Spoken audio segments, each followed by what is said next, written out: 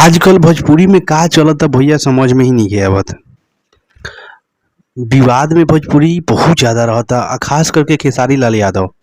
एगो खेसारी लाल यादव के गाना आइल ह ई का करेलू। ऑडियो सॉन्ग आया है खेसारी म्यूजिक वर्ल्ड पे।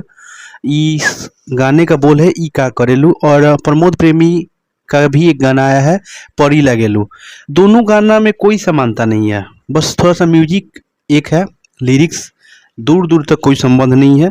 बस धुन एक है, लिरिक्स में कोई समानता नहीं है, फिर भी लोग कंट्रोवर्सी कर रहे हैं कि चोरी का गाना है तो ये है वो है। दोनों लोगों का प्रमोद प्रेमी का भी पहले ऑडियो ही आया था, बाद में उसको वीडियो रिलीज किया गया है, बट पहले ऑडियो ही आया था। और खेसारी लाल यादव का भी पहले ऑडियो ही आया है, अभी तक ऑडियो ही आया है। बट एक कंट्रोवर्सी हो रहा है कि हाँ गाना प्रमोद प्रेमी का है और उसको खेसारी लाल यादव ने चुरा करके गा दिया है। बट हम देखें धुन मिल रहा है बट लिरिक्स दोनों का अलग है। और भोजपुरी में थोड़ा थोड़ा बात को लेकर के जो न्यूज वाले हैं वो इतना कंट्रोवर्सी कर रहे हैं कि हाँ इन्होंने इनका गाना चुरा दिया। थोड़ा सा व्यूज के लिए भोजपुरी को बदनाम करना बंद कीजिए लोग।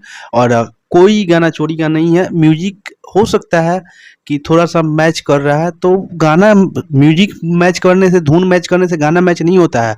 दोनों का गाना अलग है, उनका गाना अलग है, इनका गाना अलग है।